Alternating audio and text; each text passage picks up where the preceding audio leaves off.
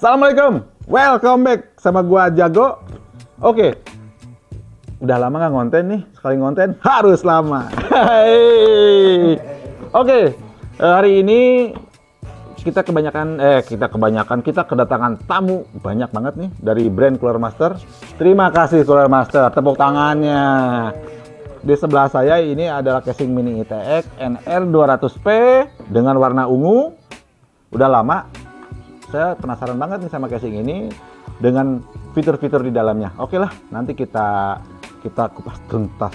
Apa aja sih hebatnya? Oke. Selanjutnya ini adalah AIO dari Cooler Master. Ini adalah Master Liquid ML120L V2 RGB. Ditambah lanjut lagi ya. Terus, ini sebentar saya beresin dulu. Oke. Ini adalah HSF Hyper 212 Black Edition, sudah RGB, keren juga. Oke. Nah, ini dia obat ganteng ala CM. Ini adalah Master Fan MF120 Prismatic. Nanti kita buktikan ganteng mana dia atau saya. Hey, lanjut. Nah, ini dia pemain pendukung kita. Ini memori dari Team Group T-Force 16 GB. Terus kita pakai pasta masih dari Cooler Master Cryofuse, bagus.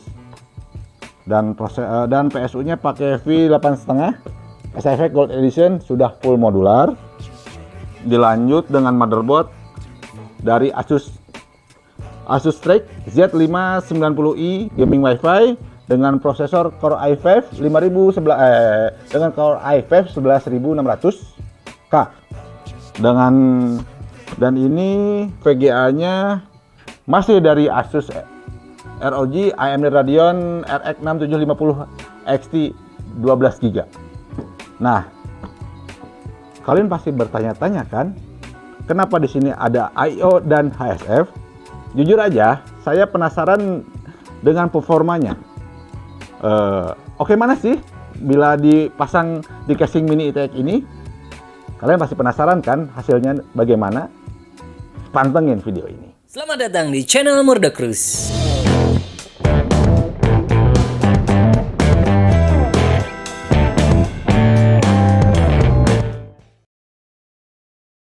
Oke friends, sebelum kita rakit, kita unboxing dulu casingnya. Jangan lupa sedia cutter ya. Let's go.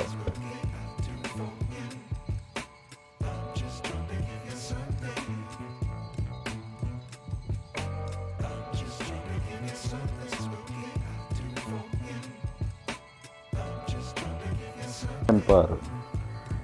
Kita mau pakai temper nggak?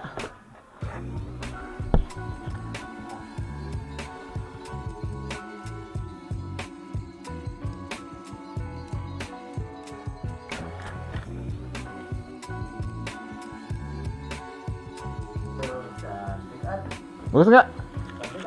Ih.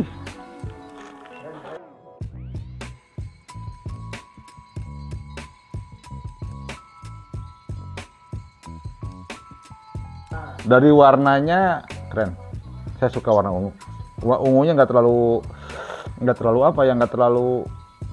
mateng gitu ya. Nggak terlalu hijau, nggak terlalu. Ini campuran ungu ditambah putih, Pak. Jadi kayak warna pastel. Oke. Dari warna oke, sebentar. Kita geser ke ini bagian atasnya ya. Coba Pak, buka mukanya tuh ini digini doang nih. Ini. Magnet, kayak magnet. Assalamualaikum. Waalaikumsalam tuh. Udah ada dust filternya. Tuh dust filter. Nah, ini dudukan buat radiator 240. Iya. 240 280 bisa kayaknya ini di sini. Kita bawa. Nah, ini mah harus dibongkar pakai obeng.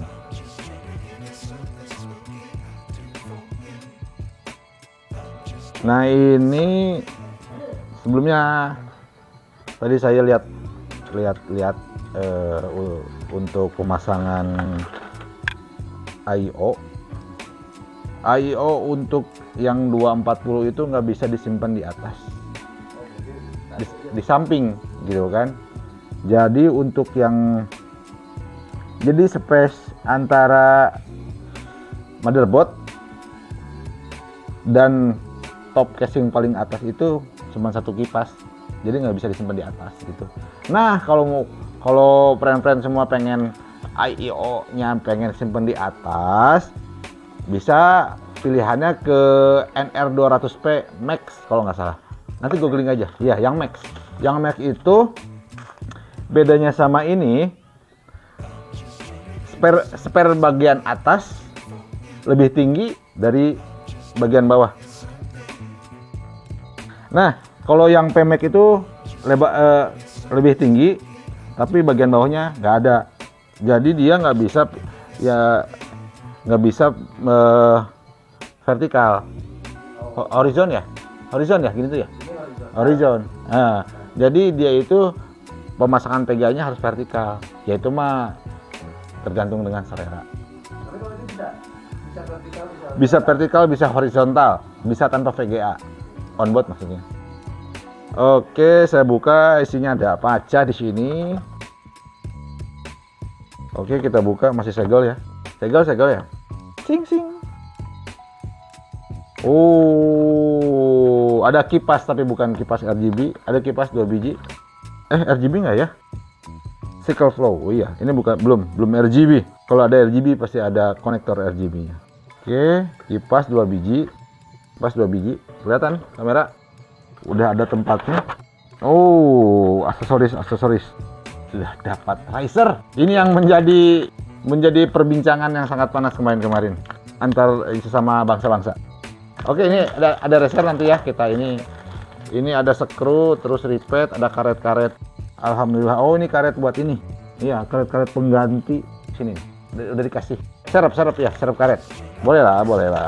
Ini bisa digunakan kalau kita mau pakai jadi VG-nya vertikal. Berhubung kita nggak pakai vertikal, kita simpan aja. Ya, yang penting ada VG racernya. Lumayan, cukup komplit. Ini kalau kipasnya RGB lebih bundle-nya lebih yang Prisma. Prismanya cuma 1 biji. Oke. Nah, ini unggulan ini, keren nih. Sudah diklasifikasikan. Bisa lihat nggak? Nanti ya di detail ya. Ini tuh powernya sudah dijadi satu, tinggal nyolok ke motherboard. Oh. Ini USB 3. Belum ada Type-C, belum ada. Type-C-nya belum ada tapi oke. Oke, sekarang kita mau unboxing yang lainnya. Kabel manajemen bisa ketahuan kalau sudah dipasang. Kalau belum dipasang susah ngawang-ngawangnya. Enggak, nanti aja. Oh iya, itu nanti aja. Mau di sini biasa. Oke, saya simpan dulu yang jauh ya. Ini harusnya RGB-nya. Oke, kita buka, coba lihat. Semuanya bisa dibuka dengan mudah. Tuh. Ini besi kayaknya. Bukan. Aluminium itu bunyinya alu. Tek. Ini semuanya besi, nggak ada aluminium. Kalau kaos aluminium biasanya lebih mahal. Oke, ini konektor USB-nya ada 2. USB 3, ini reset, ini audio. Oke, saya simpan dulu ya. Oke, lanjut. Berikutnya adalah Hyper 212 RGB. Kita bongkar ya. Ini sepertinya perlengkapan untuk bracket. Ini holder kipas ya. Bisa push pull. Ini bracket AMD, ini bracket Intel banyak banget. Ini bracket AMD juga. Terus ada kabel extension, kabel kipas. Nanti saya bacakan support buat motherboard apa aja ya, buat prosesor apa aja. Oke. Kebaca semua itu kan? Enggak. Ini warranty information. Itu manual book, cara pemasangan dan lain-lain. Oke, kita bacakan. Ini support untuk buat Intel LGA 1700 dan sampai ke bawahnya. Terus AMD AM4 belum bisa ya. Sampai AM4. AM4. Ting notif, ini buat AM4 masih bisa sampai ke bawah, tapi AM5 belum bisa. Ingat. Oh iya, bagus. Lama, betul. Mungkin kalau ada yang jual terpisah bracketnya bisa, asal ada bracketnya. Ini penampakannya. Kita putar dulu dong, putar.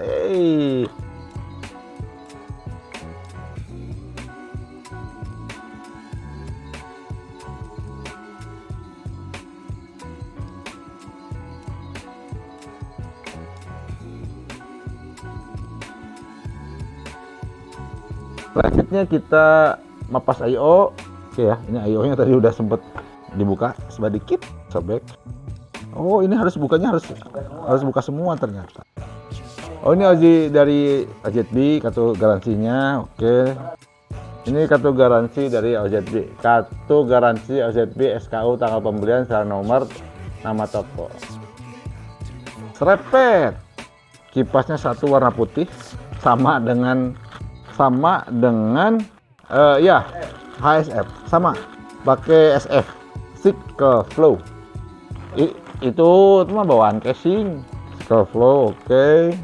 Ini kipasnya, ini warranty information, ini notebook, bentar ya. Oke, LGA bisa kita lihat. Kalau Intel, AMD nya sampai, AMD pun sama, AM4 belum, AM5 belum. Oke, lanjut. Ya nggak mungkin kali prosesornya AM5 ininya terlalu kecil. Tapi iya kan? Betul nggak? Iya dong, harusnya 240. Ini penampakannya, si lucu, si ayang. Nanti minta di dokumentasi foto ya. Ini bracketnya. Tuh, ini ada bracket sama namanya Silica Gel. Oh, ada pasta. Di sini ada pasta. Master Gel Pro. Oke, masuk lagi tweet. Ini kabel buat RGB. Bisa 2 ini mah. Extension power. Molek ya. Kita masih butuh molek di sini. Ini molek. Ini bracket AMD dan Intel. Yup. Backplate. Baut. Nah, ini baut kipasnya bagus sekali. Ini pengunci biasa, pengunci holder. Oke, ini controllernya. Include RGB controller. Oke, thank you. Oh iya, satu lagi. Kita bongkar kipas obat ganteng tuh. Master fan M. Ini kipas. Segel juga, Pak. Ini dari NGT. Nah, ini ada kartu garansi. Kartu garansi. Ini garansinya berapa lama sih? Tidak disebutkan berapa lamanya. Ya, nanti bisa dicek di web kesayangan masing-masing. Sudah ada controller, bukan controller. Ini tuh cover untuk sambungan kabel dengan kabel, ditutupin pakai ini biar nggak longgar. Kunci ya, holder. Disebutnya apa sih ini namanya? Sades MF120 prismatic. Oke. Ada emas-emasnya, bling-bling kayaknya ini. Berlian, iya. Iya, bener, ininya ada belian-beliannya. Oke, siap. Nanti kita coba deh.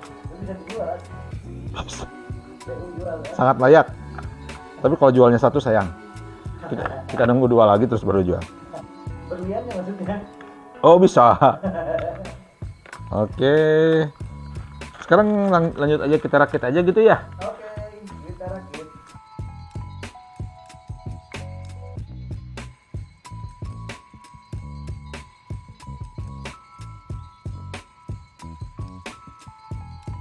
Oke bro, ini dia penampakan dari Quermaster, rakit PC-nya. Ini rakit PC NRP 200. Ya, betul.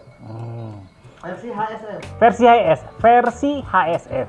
Jadi ini dia versi HSF yang ditampilin pada casing NRP 200.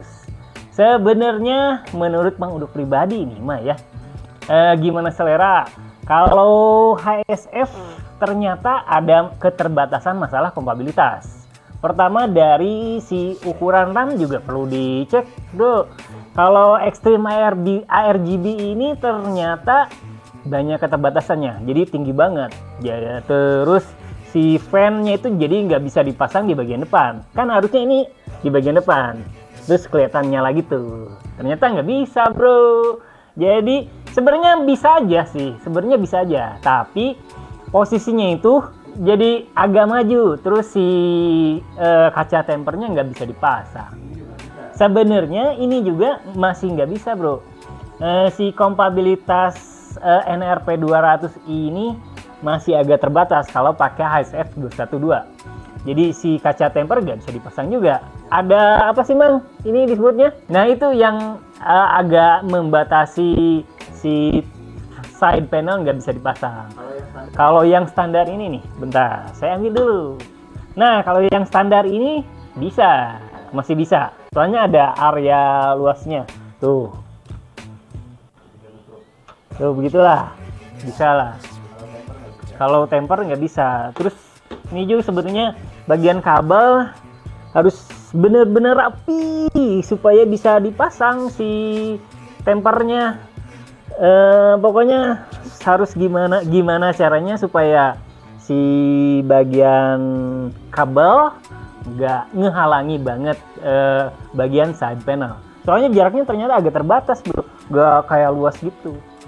Tapi overall nih, menurut Mang Udo pribadi, impresi pertama, oke banget ini mah. Dari sisi kualitasnya, terus ternyata si NRP 200 ini kualitas materinya juga oke banget. Jadi wajar lah kalau harga berapa sih, Mang? Ini kalau nggak salah kisarannya itu 1,3 jutaan lah. Worth lah, sepadan lah. Dan gagah ya kalau pakai. Dan terhitung ini walaupun selera pribadi sih. Tampilan HSF-nya kerasa lebih ganteng gitu, gagah lah. Tapi gimana kalau nanti pakai IO? Kita tes dulu pakai HSF, performanya gimana sih? Langsung lah. Oke, bro, sekarang Mang Udo bahas performanya ya. By the way, Mang Udo nggak akan bahas detail. Yang penting perbedaan performa antara HSF dan yang di bawah 212 ARGB Black Edition ini sama nanti IO 120. Kita bahas dulu HSF-nya. Oke? Buat idle nih, pakai Core i5 10600K yang punya TDP 125 watt. Idle-nya ternyata masih adem, bro. Suhunya itu sekitar rata-rata 39 derajat Celcius. Max nyampe 41 derajat Celcius. Nah, menurut Mang Udo pribadi, idle terbaik itu selama di bawah 40 derajat Celcius. Jadi, hitungan HSF ini masih oke banget ternyata. Gimana kalau performa full load? Misal jalanin Cinebench R23. Mau tahu? Mang Udo juga penasaran ya. Cik. Mana Cinebench tuh, Mang?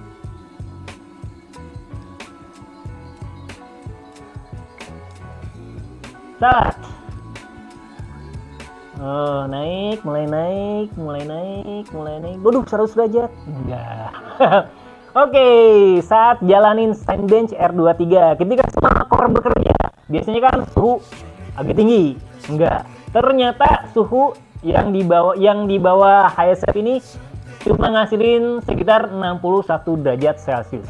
Rata-rata itu max nyampe 64 derajat Celcius. Jadi adem banget, bro. Walaupun prosesornya mungkin masih lama, sebenarnya enggak juga. TDP-nya kan 125 watt. Apalagi kan CPU ini punya fitur overclocking. Terus max clock speed-nya kalau di sini itu hitungannya nyampe 4,4 GHz. Jadi core bekerja sepenuh, suhu 63 derajat, masih oke, bro. Ternyata nggak adem banget. Nggak adem banget. Nggak panas banget. Malah bukan nggak panas lagi. Adem. Selama suhu di bawah 70 derajat ketika bekerja penuh, itu the best, bro. Terus kalau batasan 80 derajat, nah sebenarnya hitungannya udah lampu kuning. Kalau di atas 90 derajat, baru lampu merah. Kalau ini 61 derajat. 67 derajat lah. Nah, ini sampai 67 derajat 68. Hitungannya masih lampu hijau. Masih HSF masih oke. Aduh bro, sayangnya buat tes game Mang Udo gak bisa. Soalnya ada update baru yang cukup besar. Terus internet di sini agak lambat. Jadi kalau mau ngedownload, aduh lumayan lama lah. Tapi setidaknya performa tadi pas saya tes Cinebench udah bisa ngewakili maksudnya. Kalau kini dia saat main game bakal lebih aman juga. Bener gak? Jadi mari kita ganti HSF ke IO tadi itu apa? Seri ML120L RGB V2. Alright? Alright bro. Oke bro, sekarang udah Mang Udo ganti ke IO 120. Ukurannya 120. By the way, prosesnya itu ribet banget ternyata. Masalah kompatibilitas perlu diperhatiin. Pertama, posisinya bro. Posisinya ternyata enggak di atas. Mang Udo kira si posisi radiator itu ada di atas. Ternyata enggak, ada di bagian bawah. Kelihatan nggak? Ini nih, di sini nih. Jadi kalian perlu nyesuaiin dulu. Si casing ini enggak sesuai dengan standar casing biasa. Misal bagian depan, terus bagian belakang ternyata nggak bisa dipasang fan bro. Saya kira, Mang Udo kira ukurannya itu bisa dipasang nyampe 120 mm karena sekilas ada slotnya. Ada tempat bautnya. Ternyata enggak. Coba tadi dipasang di belakang, enggak bro. Max itu walaupun bisa, itu ukurannya cuma 8 cm, bukan 12 cm, standar 12 cm. Jadi mau nggak mau, bagian belakang nggak bisa dipasang. Nah, yang unik lagi, ketika IO dipasang, ada kemungkinan si VGA-nya dipasangnya secara vertikal, nggak secara horizontal. Karena si radiatornya kan di bawah. Jadi ukuran atau tempat VGA-nya harus, apa sih namanya disebutnya Mang? Harus ngelehan, kata bahasa Sunda mah. Ngelehan itu apa? Harus mengalah. Jadi bentuknya kayak gini, harus secara vertikal. Untungnya si casing udah nyediain kabel riser. Jadi kalian nggak usah beli lagi.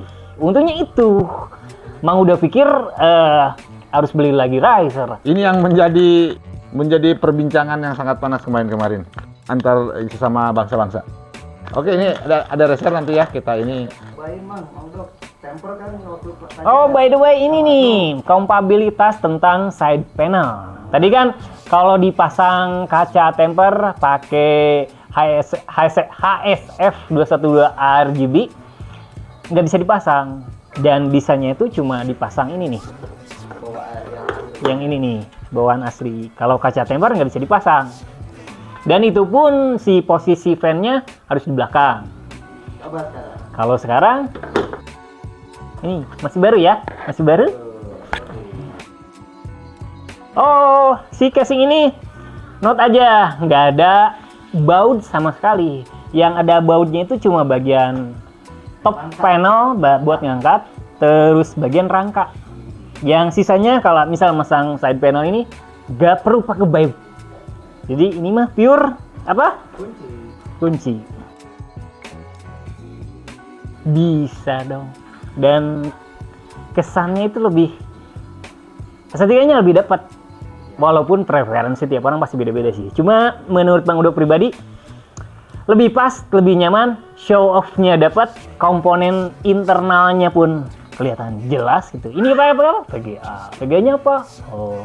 Cuma kalau pakai air cooler HSF itu masih memungkinkan. Asal si tingginya itu nggak melebihi di atas, nggak melebihi 15,8 cm atau 16 cm lah. Paling ideal itu menurut Mang Udo pribadi, tadi pas saya cek, itu di bawah 14 cm. Jadi misal kalian punya air cooler tingginya tuh masih di bawah 14 cm, masih oke. Nanti ada perbandingannya. Cuma buat sekarang, kita tes dulu, oke? Performance. Mau langsung? Oke. Nah, kebetulan kan udah dipasang nih, udah nyala. Terus kita tunjukin, idle-nya ternyata masih tinggi bro, dibanding 212 yang tadi. Tadi kan idle-nya itu nggak lebih dari 41 lah, 41 derajat. Kalau ini di atas 50 bro, 53 lah rata-rata. Jadi perbedaannya tuh cukup tinggi. Tapi bisa diwajarin, soalnya kan ini prosesornya 125 watt. Terus I/O-nya itu pakai radiator 120 cm. 120 cm-nya? 120. Ya. 20 mili. Itu lebih ideal buat CPU 95 watt ke bawah. Menurut Mang Udo pribadi sih. Kita tes ke performa lebih menuntut. Cinebench lah, Cinebench. Mana Mang? Ini teh lagi screen record by the way.